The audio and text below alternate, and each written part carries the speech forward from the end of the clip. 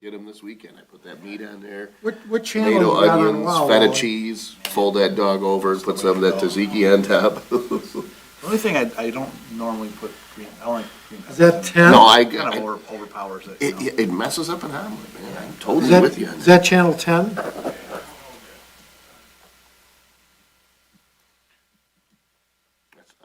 have the false jalapenos coming in, and it's great because it's just like a green pepper, but they're so prolific. Like one green pepper you wait on your plant, and then something eats at the last minute. I got 20 fake jalapenos to get all the green peppers you want. You know who bit into that? It's laying dead in the middle of the yard, right? What's that? The jalapeno. You know what was trying to eat that?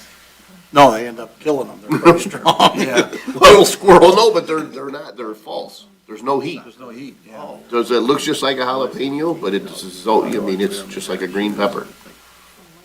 So it's kind of cool because you get a ton of them, Yeah, plus.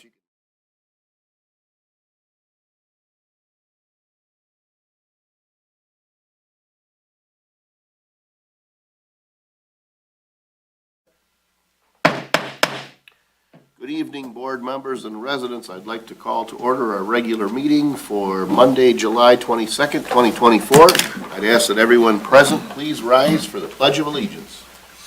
I pledge allegiance to the flag of the United States of America and to the republic for which it stands, one nation, under God, indivisible, with liberty and justice for all. Mr. Witt, will you please take the roll call? yes, Mr. Batkins. Here. Mr. Brado. Here. Mr. Olgiati. Here. Mrs. Rose. Here. Mr. Tominello. Here. Mr. Witt, here. Mr. Verkust. Here. Thank you, Board. Next on our agenda is the approval of the consent agenda, including the approval of the regular board meeting minutes of July 8th, 2024, approval of the bills in the amount of $1,318,622.76, approval of the June 2024 revenue and expenditure report, approval of the 2024 annual dues for Southeast Michigan Council of Government, or SEMCOG, in the amount of $3,341. Approval of the, I guess you'd say, receive and file of the second quarter treasurer's report on investment activity. Amendments to the 2024 annual meeting calendar and 2024 mid-year budget amendments. So if there's any discussion, otherwise I'd be looking for a motion to approve the consent agenda as presented. So moved. Is there support? Support. Got a motion by Mr. Badkins with support by Mrs. Rose. Any discussion? Just a question. On the mid-year budget amendment, I see like code enforcement officers, deputies, adjustments to the budget. Was there a raise or what's driving those increase? Contracts? Yeah. Contracts? Yeah, Okay. I So, figured it was something, yeah, largely, the majority of the general fund employees are AFSCME employees, or were formerly AFSCME, now GELC general unit. They had decertified at the end of the year, switched over, and so we really didn't, we entered 2024 recognizing that there was the potential for raises, but they hadn't been implemented, so we couldn't really approve it in the budget if we were going into negotiations. So, thank you. yep. Any other discussion? Hearing none and seeing no public comment, all those in favor, please signify by saying aye. Aye. Those opposed, motion carries. Thank you, Board. Next is the approval of the regular agenda. I apologize, in coming in, I didn't mention this, but I'm going to ask to add an item under Supervisor's Office. I would suggest G2, discussion regarding waterfront park bathhouse. Specifically, we had talked before that we got a Partners in Public Art grant from the DIA to add a mural, and we had a conversation with the artist late last week and found out what sort of surface prep they need, and so I'd like to have a discussion and hopefully get authorization to move forward with some work at Waterfront Park. Make a motion to approve the regular agenda, adding item G2, waterfront restroom improvements. Support. All right, we got a motion by Mr. Witt with support by Mr. Brado. Any discussion? Hearing none and seeing no public comment, all those in favor, please signify by saying aye. Aye. Those opposed, motion carries. Thank you, Board. Next is announcements. We are aware that some of our residents have had service issues with our new waste hauler, Priority Waste. We want to make sure everybody understands that we are in constant communication with them. We're trying our best to work with them to solve the problems as they pop up. Just today, just for whatever it's worth, Priority has been, trying different things to resolve these problems. We do believe the problems are temporary in nature as a part of the transition, but they've brought on an additional person above and beyond the logistical person at their control center. So I do think they're doing what they can, but it's, multiply this times how many different communities they took over on July 1, and it is a real challenge. Residents can contact Priority directly by using the email address Harrison Township LDC @prioritywaste.com. They also have a direct line, 586-228-1200. And obviously, if anyone has a problem, they can also call the supervisor's office. We will, do everything we can to try to help in this transition. Our Beautification Commission is hosting their annual Inspirations Garden Tour this Saturday, July 27th, from 9 a.m. until 4 p.m. The tour is rain or shine, and if you would like more information about the tour, you can find that on our township website. The Harrison Township Parks and Rec Committee is hosting concerts in the park at Waterfront Park. The next concert is this Thursday, July 25th, and it features Ryan Scott and the Creek Hounds. They will be forming from 6 to 8:30 p.m. We encourage you to bring your own chairs or blanket. For more information on these, as well as all other township events, you can call the supervisor's office at 586-466-1445. You can visit our website, www.harrisontownshipmi.gov, or follow us on Twitter or X at HarrisonTWPMI. Board members and residents, I'd also like to let everybody know we lost one of our former board members earlier this month. Mr. Steven Zinner was a trustee, I believe, for a couple terms. Long family presence in our community, and it's kind of a sad thing to see one of the people who sat with us, maybe in one of these chairs or in this position. That's Paula's chair. There you go. And it's a loss for everybody, so please keep Mr. Zinner's family and Mr. Zinner in your thoughts and prayers. Are there any other announcements? Yes, sir. Just want to remind residents that we have the primary coming up in about 2 weeks, but actually early voting will start this Saturday, the 27th, here in the Harrison Township Boardroom. Early voting is from 8 a.m. until 4 p.m., starting the 27th and running to the 4th of August. And then, of course, your normal precincts will be open on Tuesday the 6th from 7 a.m. until 8 o'clock p.m. If you do have an absentee ballot, those must be back by 8 o'clock on election night. Can you repeat the address too for the waste issue? Harrison Township, and then what were those? I'm three? sorry. Harrison Township LDC. L- Larry David Carl. Larry David Carl at prioritywaste.com. Correct, yep. All right. So, a part of the reason, a part of the explanation, so I don't remember if we had talked about this as a board, but Priority Waste has a very innovative way of managing the route supervisors, different things like that. They utilize a lot of technology, cameras on board, GPS tracking, things like that. And so the LDC is the acronym for the person who's basically that kind of control person within their central office.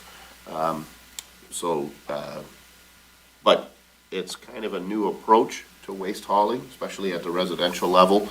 More traditionally, most of the other waste haulers have someone that would be like assigned to and located in the community that's physically present. And, you know, I think the model that Priority has is a great model. I just think that taking that many people who are used to one style of doing service out in the field and converting them to this LDC model is a big undertaking. So one of the things that Priority did in response was in the short term actually assign some folks, route supervisors in the field, physically present, to help with that transition. So that's where the LDC comes from. So yeah, the email address is Harrison Township LDC, all one word, at prioritywaste.com. Mr. Supervisor, also, I've spoken to a few residents, and I have kind of explained to them, maybe you can kind of put this on a record, that this is by no means, we didn't sign another contract with them. They assume the business, it's like almost kind of like they're going through a probationary period. We still have the option to be able to opt in or opt out with another carrier if we don't get the job done to the satisfaction of the community. So, people should know that, and I also think the fact that they took over July 1st, and that was right before a holiday weekend, I think there might have been some shenanigans with their staff in terms of calling up and being shorthanded. Yeah. From what I've heard. So I think it's just a kind of a little bit of a rocky period, but I haven't heard anything super negative, but there has been a couple rocks in the road. For sure. You come sit at our front desk, you'll hear a lot negative. Yeah, Yeah. I'm probably sure, yeah. Yeah, well, when, you know.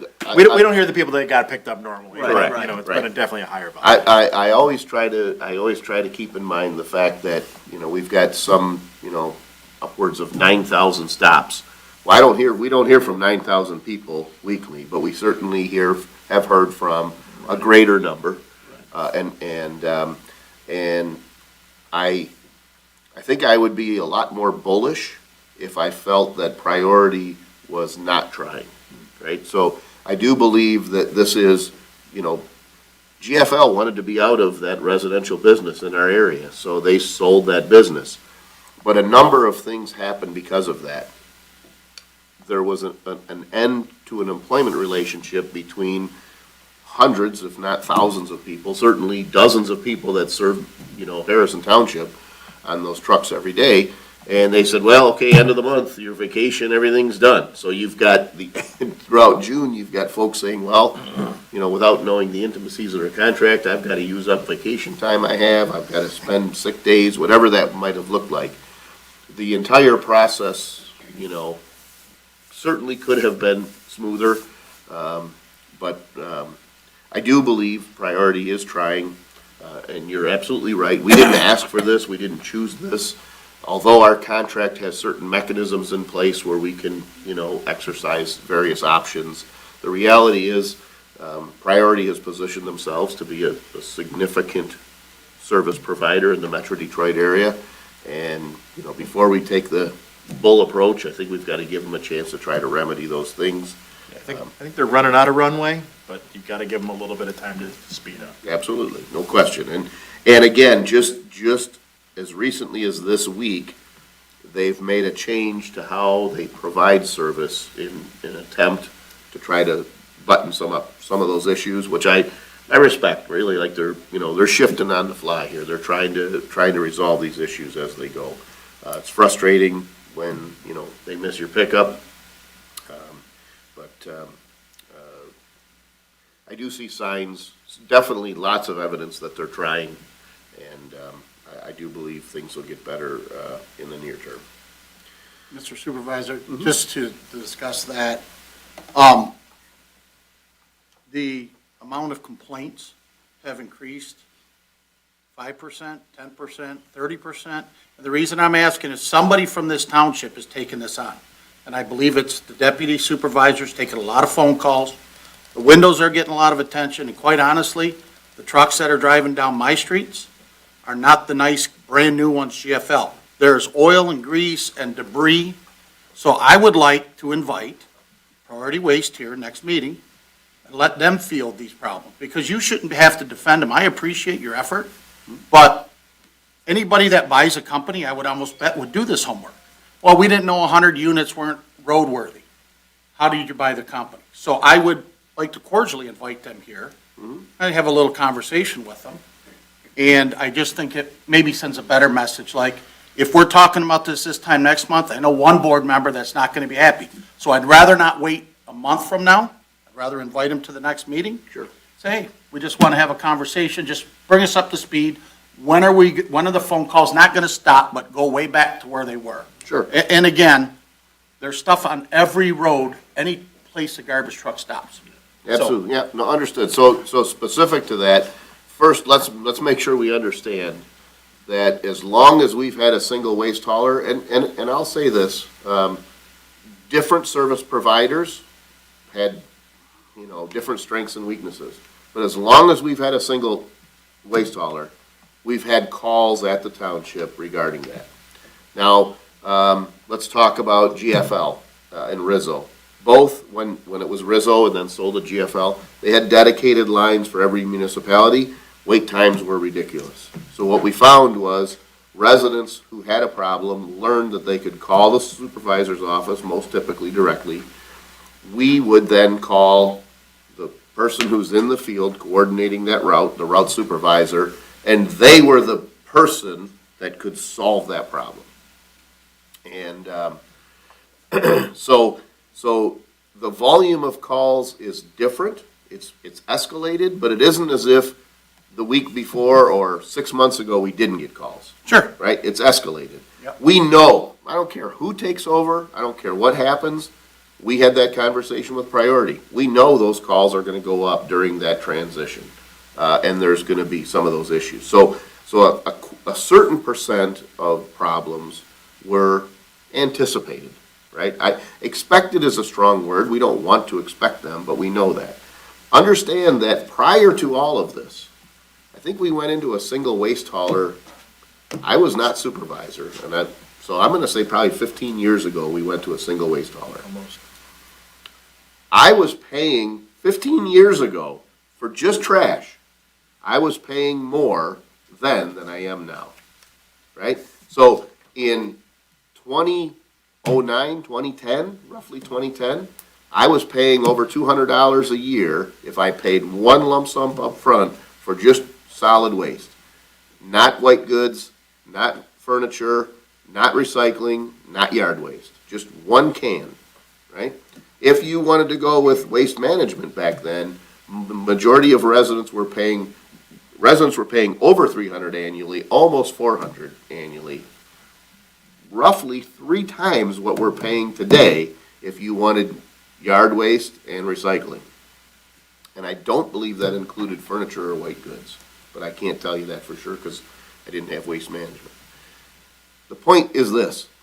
The process that we went through, and a majority of our peers went through, to go to a single waste hauler was ultimately, I mean, think about it, over the past 15 years, I've saved $200, I got $3,000 in my pocket because we went to a single waste hauler. The flip side that comes with that is you've bundled all that business, it can be bought and sold, it becomes a bit of a commodity. And, over the course of 14 years, have there been some blips on the radar? Yes. Overall, I still think it was a very, very wise decision to move to a waste hauler. The majority of residents are winners. There are a couple of folks who may feel like things were better before we had that. But my point is, increased phone calls, problems associated with a change like this, they're a part of us assuming that responsibility of moving to a single waste hauler. But in exchange for it, the majority of residents, the vast majority of residents, have received better service at a reduced cost for a long, long period of time. I'd be willing to tell you our next meeting, because of the way the calendar falls, is 3 weeks from today. I'd be willing to say a lot of these problems are going to work themselves out prior to that, but I have absolutely no problem asking a representative from Priority Waste to be present at our next I meeting. mean, I've thrown it out to the board, I'm not, It can't hurt, it certainly can't hurt. yeah. Yeah, and it's no problem. That would be our first August meeting. But I guess the point I want to make sure I want to share, we've been in regular communications with with Priority Waste. Before the contract, the purchase was complete, they invited me to their facility to tour the facility to show how they have what they believe to be a better model for doing the waste pickup. The statistics they have in terms of missed routes, hold times on phones. I mean, they've got computer screens displaying all these statistics. The problem is they took what I believe to be a relatively complicated, efficient but complicated process and just applied it to so many communities and so many employees, the boots on the ground, that weren't used to having tablets and cameras and all this technology. It's a lot to change, and I believe long term it's going to be better. And it's important to realize too, GFL wanted to get out. I mean, service wasn't getting any better with GFL. I'm not knocking them. They did great for a while, but so I can have that conversation with some of the representatives and ask them to be present at our next meeting. In 3 weeks, it's either gonna be a hi, nice to meet you, or a very different board meeting. Correct, right, yeah, and there's no, certainly not a problem. So, any other announcements?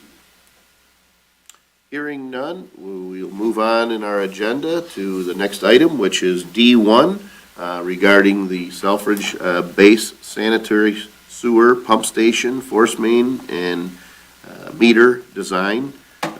We've got our Public Works Director, Public Services Director, Mr. Murphy here, and so I'll turn it over to you. Board members, and I don't know if you do recall, but February 27th of 2023, you approved a feasibility study for Selfridge. That was a proposal through Wade Trim. Mr. Axtell had brought it forward. This is just kind of a follow-up on that feasibility study. Selfridge, and after many meetings with Selfridge, they determined their, best plan of action. This is what they thought was the best plan of action, and this is a proposal from our engineer Wade Trim to design that project and then perform the construction management on that project. We, as a utility provider to Selfridge, this is a way of them getting work done and using our engineering services, but through a MORD, which is a miscellaneous obligation reimbursement document. They pay the fee. So that quote from Wade Trim will then in turn be billed to Selfridge and paid back to Harrison Township. So for the time being, the money will be out of our pocket. In a short time, it would be back in our account through the MORD process through Selfridge. So we've already done this before. I think the baseline in this is the fact that local municipalities have a little bit more flexibility and, maybe are able to act, believe it or not, in a more nimble fashion compared to the federal government. So when Selfridge looks at taking this work on themselves, and these are my words, but they might spend spend $53,000 in internal efforts to spend $53,000 because of federal mandates and requirements. And so what they say is if the local municipality is willing to help us do this work, we'll reimburse you for whatever that cost is. This is the same group of folks that helped us get over $1 million grant to pay for our sanitary sewer station. And the reality is if their infrastructure is designed through our engineers and we have some input in it, it's likely to benefit us. Mr. Murphy, am I right in saying that the ultimate work that's going to be performed here should benefit our system in some way? Is that true? It should. Any infiltration on the old system, and they have that 501 building that they're removing from line is an old, say probably 50s pump station, and they're removing that completely from the equation and pumping from building 40 straight to the river crossing, which should in turn eliminate some infiltration and taxing on our system as it goes through our sanitary system. And the way our sanitary sewer charges are calculated, the entire system, the entire mid, the, Macomb district, Macomb Interceptor District, has a certain flow, and they have costs. They look at a rolling average of what everybody's flow is, and that's the percent of the total cost that you have.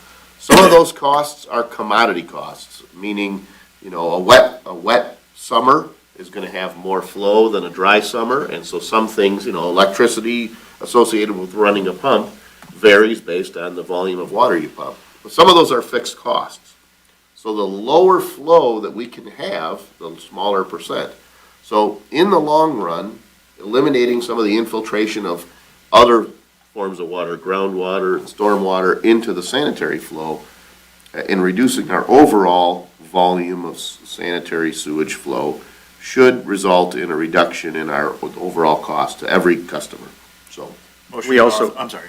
We also meter from that 501 building, and we're responsible for that meter. So in this project, they'll be replacing a meter with a new meter, and I think that will help capture more accurate flows from the base. Motion to authorize Wade Trim to perform the design and construction administration for sewer system upgrades on Selfridge International Guard Base at a cost of $53,130 to be reimbursed by Selfridge. is there support? Okay. And a motion by Mr. Witt with support by Mr. Brado. We had a fair amount of conversation. Any discussion or questions? Hearing none, all those in favor, please signify by saying aye. Aye. Those opposed, motion carries. Thank you, Board. Thank you, Board. Next on the agenda is item E1 from our treasurer. Thank you, Mr. Supervisor. Board, I want to talk about some software and hardware upgrades that we need to be subject to. Windows 11 upgrade, Windows 11 pack expires 2025, October. 10 Sorry, expires. yeah. 10 expires, 2025 in October. There are several employee desktops and laptops which are not upgradable to the Windows 11. These Win 11 non-compatible devices must be replaced with new Win 11 compatible devices prior to 10 of 2025. Failure to upgrade to Windows 11 will expose us to infrastructure risks. Microsoft, doesn't release any security updates anymore. So, we'd be susceptible to security threats, exposure to data breaches and non-compliance with industry regulations like HIPAA, PCI DSS, and GDPR. So I've created a two-phase plan to implement the software and acquire new devices to accommodate the Windows 11 upgrade over the next 18 months. So phase one, which I plan to execute in the third quarter of 2024, is to upgrade Windows 11 compatible devices for Windows 11 software, 24 devices. So what that means is that we have 24 devices that are currently upgradable to Windows 11. We can do that in the first phase. What I'm also looking to do is replace the Board of Trustees non-compliant laptops. So other than Ken and Adam and myself, everyone else has non-compatible laptops. I think mine's not compatible. Yeah, I'm sorry, yours is non-compatible as well. You're on here as well, Mr. Supervisor, I apologize. And what we're looking to do is we're looking to get Windows 11 refurbished tablets, similar to what Mr. Brado has. Tablets with a keyboard, it's a lot more simple, it's a lot smaller. They're refurbished, so the cost is only like $200. Also want to purchase for the building department. And this number 4 is sort of related to the next item. So actually, I'm not going to talk about that just yet. We also want to purchase a new Windows 11 laptop for the deputy supervisor to replace an upgradable desktop device. So the reason I want to do this in phase one is because the deputy supervisor has a non-compatible desktop. She also has a compatible laptop, which she keeps for meetings and whatnot.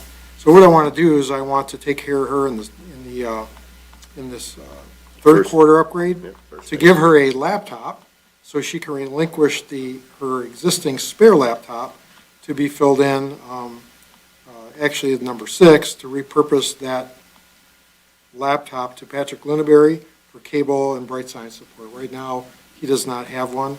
So, we're trying to do is use stuff we have to repurpose rather than buy. And then the additional, number 7 is basically the labor to do phase 1 at a cost of $12,126. Well, total cost, not just the labor, yeah. That's correct. That's total cost for all the devices for phase 1.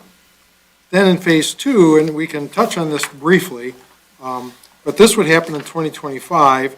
What we want to do is we want to replace all remaining non-compatible desktops with all-in-one Windows 11 compatible desktops. That's 13 devices. We want to replace the supervisor and building official's laptop with a Windows 11 compatible laptop. So that's Mr. Condon and Mr. Burkest. And then the labor for that work as well. And that's going to be at a cost of $38,506.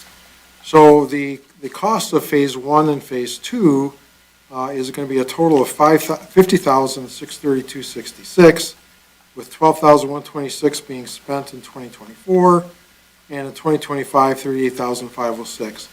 The majority of the replacements of the desktops and laptops are going to take place next year. So what happens is we get to leverage possibly price decreases. And the whole thing is we'll have 1 year newer equipment. So if we would just replace everything this year, Clock starts ticking. Exactly. I mean, the whole thing is we are working good today, so we don't have to change everything today. So I'm looking at that low-hanging fruit to do this year. Next year, we can then replace, all the devices, although there's going to be a bigger cost. But that's going to happen. But again, everything will be a year newer. It'll be a year in advance or a year later that will pay for it. So, and then what I did is I attached also a detailed spreadsheet. I know I printed it for you. It's sort of small. It's also broken down. You can see what's happening in phase 1 and phase 2. You can look at the cost, and I have the cost to upgrade for not only the devices, but the cost to upgrade to the software to Windows 11. So, and it has a little breakdown on the two costs that I just gave you, the $12,126 and the $38,506, and everything's color-coded as well. So just a little reference. So what I'd be looking for is I'd be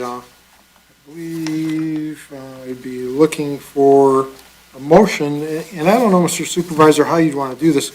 Would you want to approve phase 1 and phase 2 with me to come back in the second quarter of next year to finalize the numbers at that time, or? Really, phase 1 is what we're approving. I kind of feel like, I think, like, I feel like first of all, thank you for this. I think it's important to recognize that, each one of us, when you serve on a board, you bring, your background, wherever it is that you came from. So you have an extensive IT background, and I appreciate the work that you've put into this. Because in the past, when we've done these upgrades, we fumbled through a little more, and so I appreciate that knowledge. I think it's valuable for the board to know what phase 2 looks like, and the fact that you've looked at what we need for phase 2, but knowing that we don't really know what that cost is, I feel like it's probably, I would be comfortable as one board member saying, hey, let's approve the 12 grand. And then we'll, come back when that time comes. It could be more, could be less, who knows? Chips could get weird again. Yeah, Right, and it could, and that's why, but I want to give everybody, and I was going to ask if you want to split it up, but I still want to have everybody to have a good understanding about what the total cost is going to be. So we know it's going to be right around that $50,000 mark, with $12,126 being spent this year. Yeah, and that's a known number. So I believe I got my laptop in 16. Still works good. It's working. Obviously, between now and then, it could crap out. It's 8 years old. But if it can go another year, might as well wait and see then. And when that time comes, replace that then. So Yes. I'm comfortable with the 12 grand. And that was my question. I can't ever remember us even doing any updates or any upgrades on, I know I've had this for 4 years, the first term. I know that's the first one that has a computer, for sure. So I think it's well needed, that's for sure. And I don't think this is something you just do frivolously. I think you thought it out very, very well, and I think it makes a lot of sense. Okay, then I'd be looking for a motion to approve $12,126, and I still am going to ask for a $300 contingency because pricing versus today versus when we're going to order the equipment could fluctuate a little bit. You want to just go round number 13 grand? Sure, Yeah. that would Up actually, to? that would be perfect. Motion for up to 13,000 for the phase one upgrades. Is there someone willing to make that I'll motion? make that motion. All right. Excuse me. Is there support? Support. All right, we've got a motion by Mr. Olgiati with support by Mr. Brado for up to 13,000 for the proposed phase one upgrades. Any discussion on the motion? Hearing none and seeing no public comment, all those in favor, please signify by saying aye. Aye. Those opposed, motion carries. All right, next, E2. Yep, thank you, Mr. Supervisor, again. So this next agenda item is for the building department and inspector tablets. So just a little background, in order to improve customer service, worksite efficiencies, and expedite permit approvals, we would like to provide the building department with portable worksite tablets. These are the same tablets that I'd be purchasing for the board, except these will be Wi-Fi capable. This approach was tried in the past, but because the worksite laptops were standalone devices, inspectors did not have access to real-time BSA, permits, files, blueprints, and other related documents. Any changes made in the field or at the office were not updated until the devices were returned to the office at the end of the day and loaded onto the servers. This proposal will provide 5 inspectors with refurbished Samsung, the 14-inch tablets. These devices will have the 5G signals. So basically what happens is they will be able to use 5G to get to our server at any time, given time. So if somebody's back at the office and that paid for a permit and the inspector happened to be out on site, or maybe they were on site and said, hey, you didn't pay for your permit, they can pay for the permit, they would know in seconds as soon as it's paid for, that it was paid for, and then they can go ahead and do the inspection. So it gives them a lot more flexibility out in the field. They have read update capability, they'd be able to look at prints, they'd be able to look at everything. Because it's 5G, it's going to be pretty speedy as well. The only thing that we have to do is we have to add the 2FA remote access. Basically, it's a multi-function authentication, similar to like when you log into something, it asks you for your telephone number, and we're going to send you a code. So that just gives us some security out in the field. So it's another layer of security because we're going to be, have that 5G availability. The basic cost for this is going to be $995 or $1,000. There is some additional fees, though. There's the monthly service fee for Verizon at $30 a month. There's the Duo is actually the for the security a monthly fee. So there's a $25 and a $5 a month security fee for that 2FA remote access. So basically, our ongoing service fees are about $2,400 a year with a one-time cost of around $1,000 a year. So I think this is, I know, we had some meetings with BSNA. Brent has been, Mr. Condon, our building official, has been trying to get this for his inspectors for quite a long time. We were able to do some, research, and we did some real-time evaluations with BSNA, found out that this would work without adding any additional BSNA modules to make this work. So this is sort of, transparent because it's going to be basically like connecting to the Wi-Fi over 5G. So I think this gives the building department some additional flexibility, and into the future, I think this will pretty much be standard. Many municipalities, our surrounding municipalities already use this type of technology and do this in the field, so we're sort of behind the times here. So that's my proposal. And just to let you know, this $995 is actually included in that $12,126. So I just want to let everyone know that it is part of that $12,126. Okay, so a question, and I'm just kind of just looking at this from another perspective. Hypothetical, tablets in the field, I like the idea that they're $200 a piece because, you can drop them or mishandle them, Exactly. something can happen. So my thought is, if, God forbid, something happens to one of these, hey, $200 is not a big deal.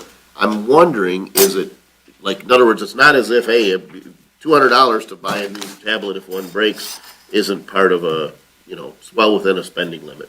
But is there value in saying, hey, let's buy one and have one? Like, I don't know how quickly the turnaround is, if one is damaged, is it worthwhile to You have mean it on the shelf? to have a spare? Yeah, and I don't know. The answer might be no, it's not worth it. You can get them quick. I don't know how, So I can surely ask that question. It sounds like these are available, and because they're refurbished, when these run out, it's probably gonna be a different model that's gonna be available. yeah.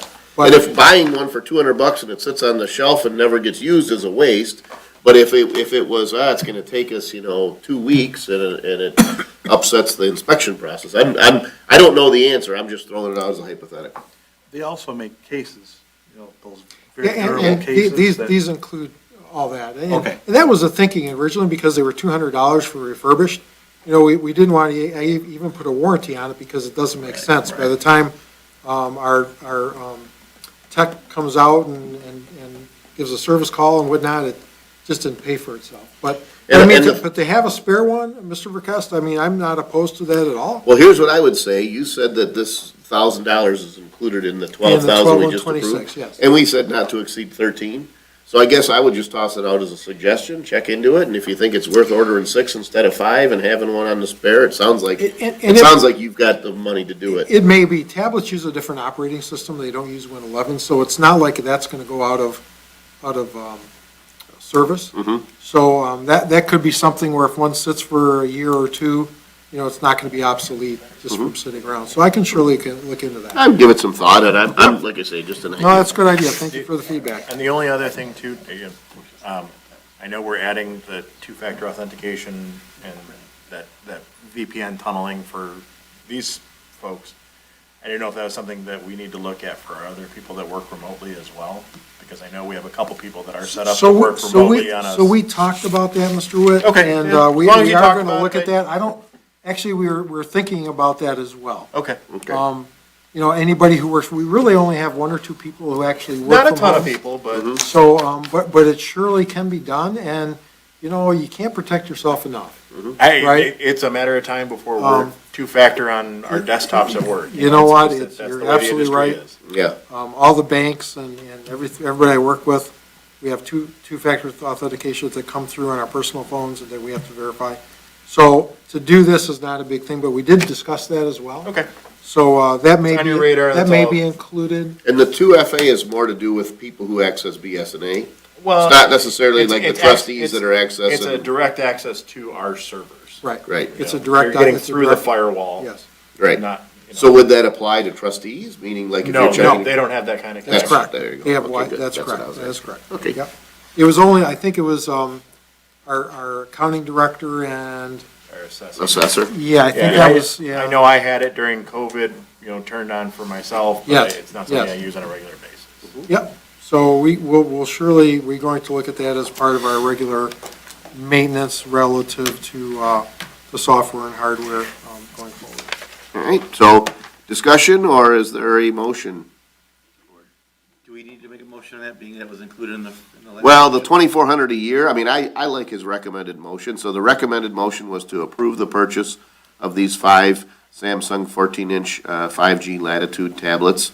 They're $199 each for a total of $985, but that cost is included in there, so no problem there. But also, now we are obligating ourselves to an ongoing service cost of $2,400 annual to support real-time field services for these building department tablets.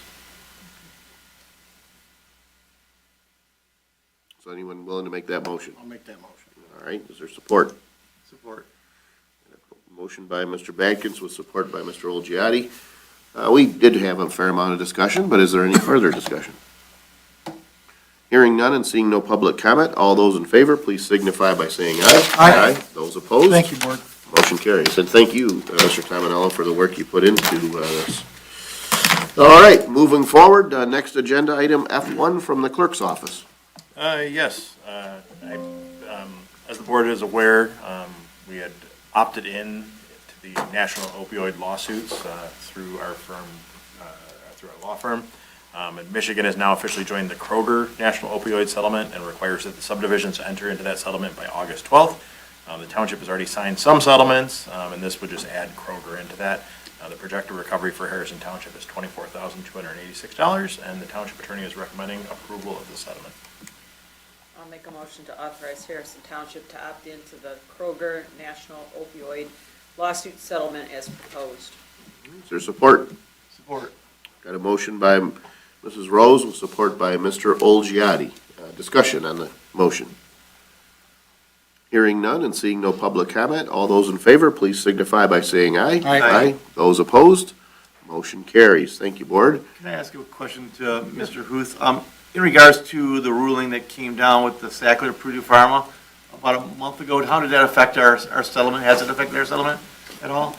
It has changed none of the things that we have done and opted into already.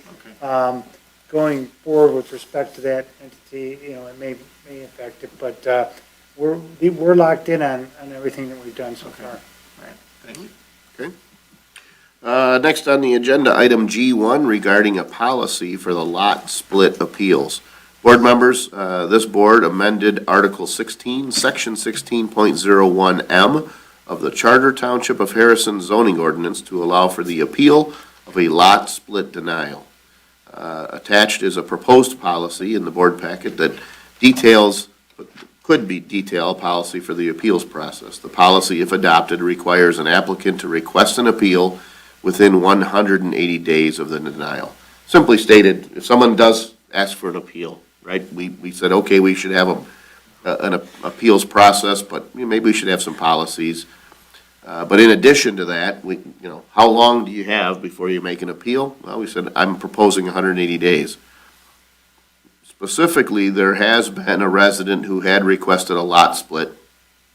They were denied that lot split in February of '22, and it just seems to me burdensome to ask them to go through that entire process again. This is kind of a one-off, so I'm kind of proposing that we say if you ask for a lot split, you got 180 days.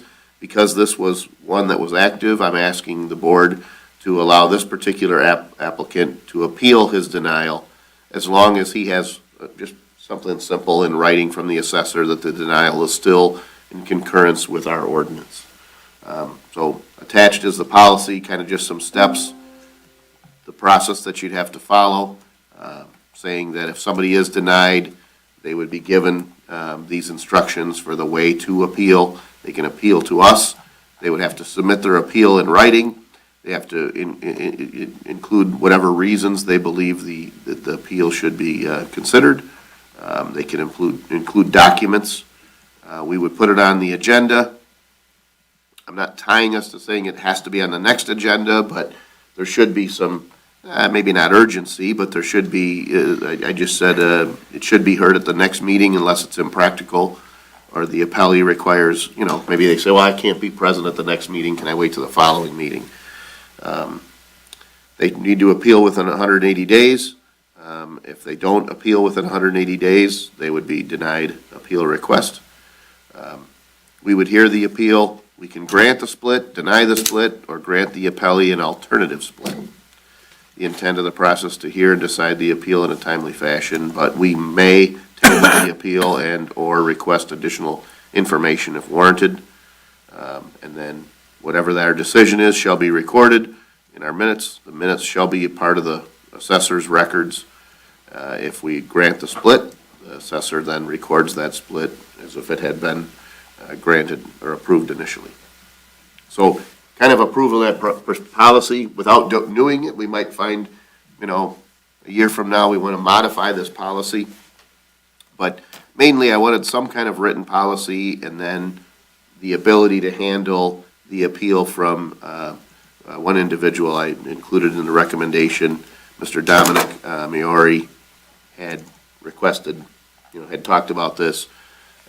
I just didn't want to make him go through the whole process, have the building department, assessing department review it when really probably nothing has changed. So questions, or is there a motion? I'll make the motion. Okay. Was there support? Support. Okay, we got a motion by Mr. Badkins with support by Mr. Tominello. Discussion. Just a question. Yeah. If somebody, do you know of anybody else that was denied a split that, instead of just calling out the individual, that we can open it up to others? Yeah, but then it's almost like it's endless. Like I've been in conversation with two residents specific to this issue, which led to the conversation with Mrs. Davis and, the drafting of this ordinance, the adoption. So, if somebody else comes forward, we can always talk about whether or not they can appeal their split. But I don't really want to leave it open in this and say that anybody who's ever been denied can come forward and, so let me say this. I am not aware of anyone else who has a recent denial for a lot split that wishes to appeal that denial. But it also didn't exist for anybody, so there's nobody that knew. We had somebody that doggedly pursued it, so they know. Correct, exactly. So I wouldn't be comfortable leaving the gate open, but clearly if someone came forward at some time in the future and they had a reasonable request, this board can agree to say, well, we'll accept and hear your appeal.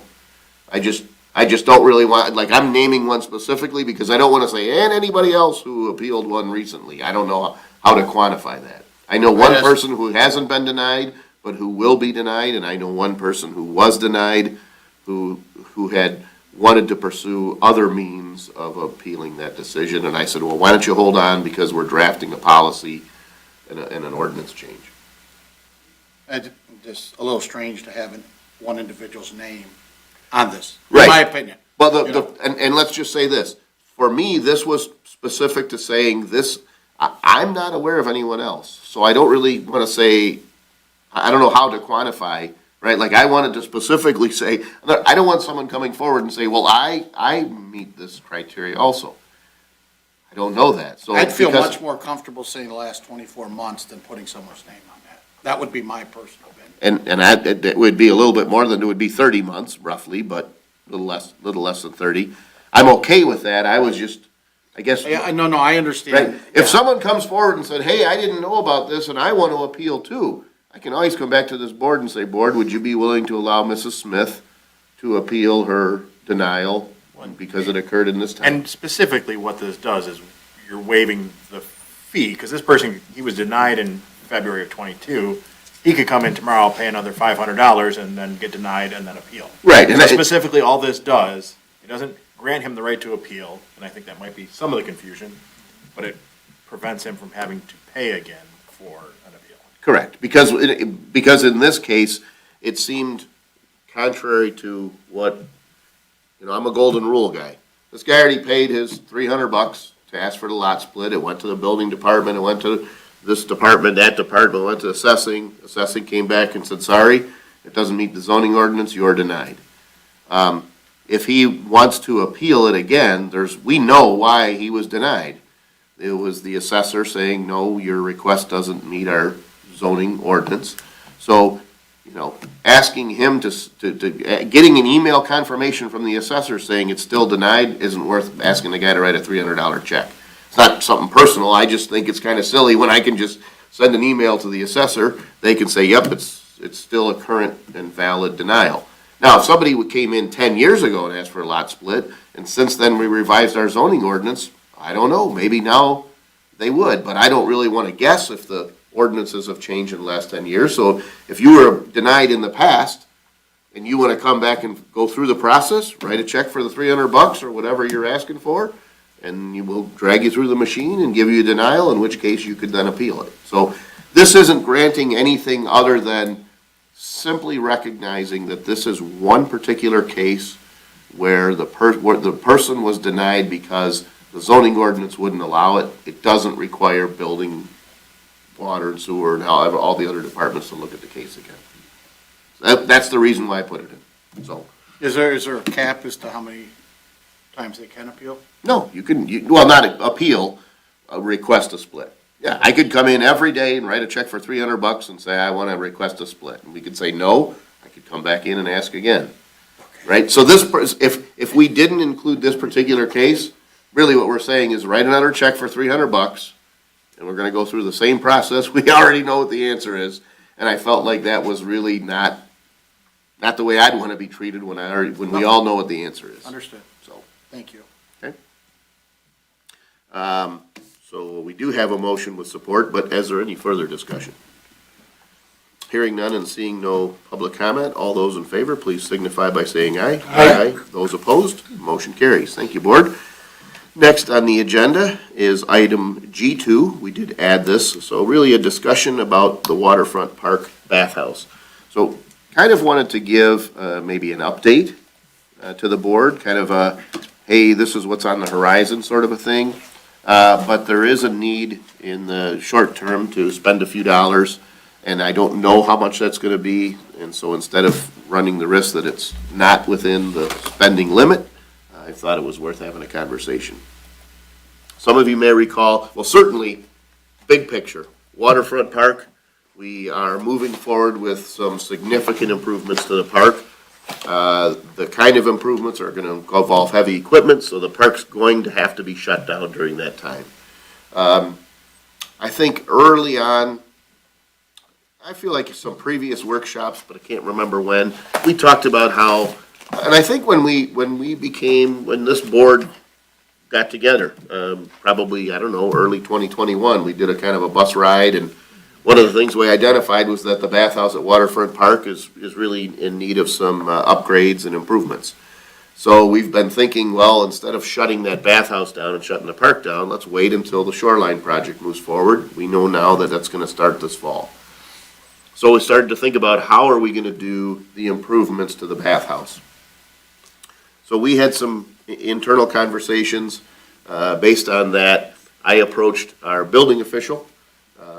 Between our building official and our two inspectors, one of whom handles ordinance enforcement, but is a building inspector, they all have a lot of practical hands-on knowledge with remodeling, things like that. So I had said, well, knowing that this work to the shoreline is supposed to start in October, and generally those fall, winter, spring months are a little bit slower, at least early spring, in the building department, just because there's reduced work outside. Usually that's when they do some scanning and catch up on things. So I had asked if the building official would be willing to act as kind of a general contractor for this. So instead of going out and making a list of all the improvements and asking some contractor to bid on it and just sub it out, would he be willing to kind of take on an additional task? And not only was he willing to do so, but he came back with all kinds of ideas. And, you know, I'm really excited at how much our building official embraced this idea. So I'm kind of letting you know, he's looking into that scope of work. We're gonna try to come up with some sort of a budget for what that work looks like. And I'm going to ask this board to approve a quantity of money, and so that maybe the 3 full-time officials working in conjunction with the building official, if we identify, you know, a roofing contractor, we can get that work done. We're gonna ask for a lump sum of money and let the building official kind of be that general contractor, which in the end should really save us, you know, someone just stepping on all of those prices along the way. So long-term, we're gonna probably be coming back in the next few meetings saying we'd ask for this budget to make those improvements to Waterfront Park. However, in the short term, just last week, Mrs. Keene and I were on a Zoom call with the mural artist who's going to paint the mural on the side of the building that faces Jefferson. So as you come off of that parking lot, walking up, we've got the statue there, and then right behind that would be a mural. This individual artist, Pat Perry is his name. His portfolio has, you know, outdoor murals all over the world. I mentioned Belgium, Kosovo, you know, I can't remember them all, but I mean, some really impressive work, as well as, you know, around Michigan, Metro Detroit, the city of Detroit. So we're kind of narrowing down what that mural might look like. But the wall that he's looking to paint is block, a cinder block or concrete block from, you know, the grade up to the gable, and then the gable is sided with T111, it's weathered, and then there's a garage door along that whole side. And the block has a kind of a weird texture to it where there's, in the corners are sort of a triangular shape, so it's not a flat face. And then the T111 would need to be sided, but siding's difficult to paint. So speaking with the building official, his recommendation, we also currently cannot open that bathhouse in the winter months because it isn't an insulated building, so the pipes would freeze. And if we're gonna go about the business of siding it, it seems to make sense to insulate it, and so that it could be opened for winter events if we chose. And so, the idea is fur out that wall, put a foam exterior, and, you know, I'm not gonna remember the material, but it's basically like an exterior type plaster that you can cover that whole wall in. It's designed for that exterior finish, and now the artist would have one flat canvas to work with. So, Mr. Condon is working on pricing for that, but, my goal of adding item G2 was to give you kind of an update on what we're planning for waterfront, and I would have been okay with doing that at a future meeting, but because we met with the artist this week, he emailed us some updated designs, and he's going out of town for a mural over the next few weeks. But there's a possibility that he could begin this work in September. And so because of that, that kind of created the urgency. I didn't want to wait 3 weeks to come back and ask the board to authorize the 3 full-timers. So my request ultimately, first is kind of, this is what we're working on, so know that that'll be coming at a future board meeting. But I would like to request a motion to authorize the 3 full-timers to work with the building official, to hire a contractor to kind of prep the exterior face of one of the walls of the bathhouse so that it's ready for a mural that could be painted this fall. Is that the service he likes to work on? Was that a suggestion from the artist itself? So that's a great question, because if I knew that answer, I would have put it on the agenda. Yeah. And so we met with them, oh gosh, we had a Zoom meeting last,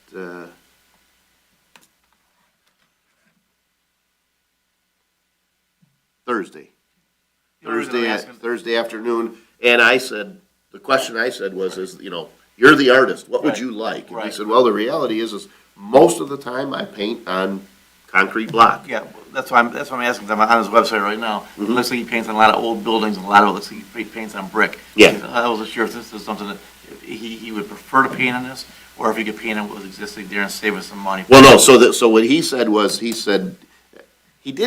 wasn't, if I were to characterize it, he didn't say, well, I refuse to paint this and I'll only paint this. He said, I've painted on just about every surface you can imagine. Right. He said, the majority of time, it's brick or block. He said, the worst surface is corrugated metal. He says, it's difficult to work on that surface. He said, if you could make it all one flat plane, that would be great. He said, the second most common surface he paints, he used the term stucco. But I think we're talking about that same thing, that exterior plaster. From conversations with the building official, I think that exterior plaster stucco type surface can be coarse or it can be more fine. And so once we identify a contractor, we'll ask, you know, what finish would you like? But it's my understanding that he would like a more fine surface. And the theme is going to be nautical? Well, so I wouldn't necessarily say that. What I would say is this. Working with the DIA, this is a grant from the DIA, they like to do surveys. First of all, we did site visits. And I'll confess, my preferred location was the water tank at Metro Parkway by the I-94 exit. I said, you know, can you make it look like fish swimming in there? So I thought it would have been cool, but I'm not an artist, so they didn't like that idea. So we identified a couple different sites, and we ultimately narrowed it down to this. Then we went about the business of choosing an artist, but at the same time, DIA wanted a survey. So we did an online survey where folks could say what they would like to see. They assembled that. They have a team that looks at all these things. They gave us some preliminary designs. I just got some new preliminary designs today. I haven't even looked at that email. But they were water-themed. He gave us 4 concepts. One had, and this is kind of a little bit more of an abstract art type mural painter. If you looked up his portfolio, you can see. We had said we thought there was real value in, recreation, something that was a recreational image, and certainly something that incorporated the water. One of the ones we liked was he had an image of like kids in a rowboat, and people on the shore having a picnic, kind of the thought being, something that looks like recreation. He had some fireworks proposals, different things like that. So I don't know exactly what it looked like before it happens. The board will have a chance to see what the mural is. But yeah, he had, one of them was, one of the images he showed was a family, and it was a photograph. It was a photograph he found of people on the beach or on the shoreline having a picnic. It was probably at Metro Beach.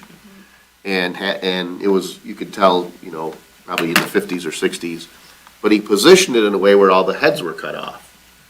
And he said, if, as soon as you put a face on a mural, if a face of a person, it's a person. You kind of want somebody looking away so you can visualize that it's really, you don't know who it is. You picture it could be, that reminds me of my grandmother or a family member, something like that. So His work is super unique. it is pretty cool, yeah. It's pretty cool stuff. Yeah, it's pretty, I mean, it's, we're talking about somebody who does this work, internationally, so I thought. I think it's be a great project for that area. Yeah, so we should narrow some ideas down and, but really what I'm looking for, and I think I did have a motion by Mr. Brado, just to authorize us to get that work done. So we've got a palette ready for him, so when he's got a window open, we can get that mural started. It's just that wall. Just that Is that one what the wall. motion is? Yeah, so we're prepping that wall. We were, Mr. Condon was looking at how he would like to put around the other 3 sides, kind of like sort of like the field stone that they put up a certain distance and then siding up from there, and figuring out how those 2 might tie in so we can kind of cap and surround it. Yeah, he basically looked at our ordinance and what we would require a commercial building to put in and said, that's what we should do, from a starting point, at least. Yeah, yeah. He's gonna need a reasonable amount of time and reasonable temperature. Correct, yep, absolutely. He said he's painted in some pretty cold weather, but I'm trying not to pigeonhole the fellow. Yeah. Give him whatever window he needs, I mean, if God forbid something happened, I think we're still gonna have a window in the spring where that park may not be open, but I don't wanna hold him up, so. Is there any way, you could get a copy of the contract that he's gonna have these contractors sign, not just this individual working on the wall, but when you come back, looking to update that whole building that we're gonna GC? Oh, so understand, all I'm asking for now is authorization to prep that wall. No, I understand that, but I want them to sign our contract, we don't sign theirs. I got you, yeah. So I just want to make sure that we'll put warranty information, everything, insurance requirements. I'd just like to see that document before we issue the PO for whoever's doing the work. I got you, yep. Yeah, the goal here isn't to skirt the process. Overall, the goal is that I'm afraid that if I wait 3 weeks, I might not be able to have this ready. I'm not inferring that at Yeah, all. we can email, send everything out to the board and let you. I just want to see a copy of it, just so, again, I think I'm not a fan of signing a supplier's terms and conditions. I like them to sign ours. Fair enough. We do have a motion, we did not have support. Support. All right, Whoever. Dean? Let me think, Mr. Badkins? You were louder. He normally is. Yeah, every day. So we did have a fair amount of discussion. We absolutely can do that. I think that's gonna be bigger when we talk about some of the other renovations Sure. as opposed to, just furring out this wall and slapping some foam on it. So, but absolutely. Thank you. Any other discussion? Hearing none and seeing no public comment. All those in favor, please signify by saying aye. Aye. Those opposed? Motion carries. Thank you, board. Next on our agenda is item H, regarding public comment, so we'll open the floor now for public comment. It can be about any subject that you wish. We ask that you try to limit those comments to 5 minutes in length. And I'm sorry, I normally say this, I apologize. We do also have a closed session, but as has been the board's policy, instead of waiting for public comment, once public comment is finished, we will be asking for a motion to go into closed session to discuss Worthman versus Harrison Township. Sorry. C. William Bardell, 27-year resident, clean cut, do-gooder boy next door. Clean up, fix up, people helping people. Proud Blue Dog Democrat. I just want to remind everyone, please, if you haven't, or if you do, continue checking out Save Lake St. Clair on Facebook. Few interesting developments. It's a slow slog, but few things are getting done and very timely, and hopefully we'll have a perfect lake one of these in our lifetime, hopefully. With that being said, everyone have a wonderful evening. Thank you. Thank you. Are there any other public comments? Seeing none, we'll close the floor for public comment. Any further board comment? Hearing none, I'd be looking for a motion to enter into closed session to discuss Worthman versus Harrison Township. So moved. All right, is there support? I was like, wow, that's pretty quiet. Must've been Discussion? Hearing none and seeing no public comment, Mr. Witt, will you please take the roll call? Yes, Mr. Tominello? Yes. Mr. Backett? Yes. Mr. Brado? Yes. Mr. Olgiati? Yes. Mrs. Rose? Yes. Mr. Witt, yes. Mr. Burkett? Yes. All right, we'll take a brief recess and go into closed Use the session. restroom real quick. Thank you, Justin. Thanks, Justin. Take Thanks, care. bud. Thank you.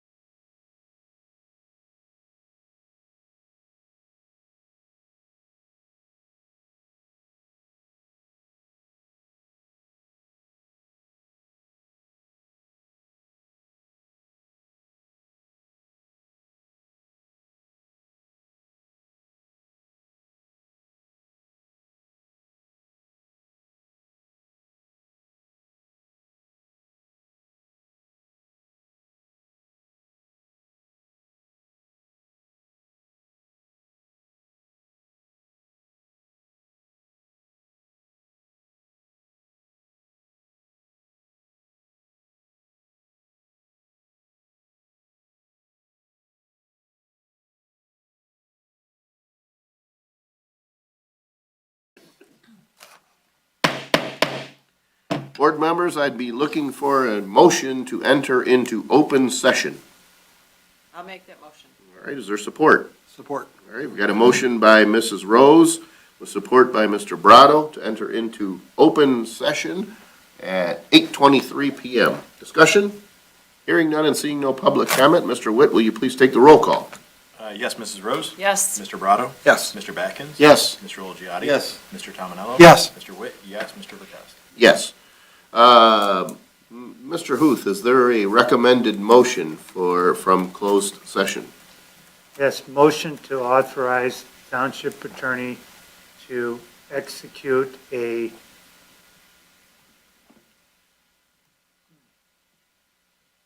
document to set aside the consent judgment in the case of Worthman versus Harrison Township, so long as the other two parties are satisfied with the pleading. All right, is there someone who'd be willing to make that motion? I'll make that motion. All right, is there support? Support. Got a motion by Mr. Badkins with support by Mr. Olgiati. Does everyone understand the motion? Yes. Yes. Is there any discussion? Hearing none and seeing no public comment, all those in favor, please signify by saying aye. Aye. Those opposed, motion carries. Thank you, Mr. Huth. Is there a motion to adjourn? So moved. All right, is there support? Support. Discussion? Hearing none and seeing no public comment, all those in favor say aye. Aye. Those opposed, motion carries, meeting adjourned. Thank you, board members. Mr. Verkowski said.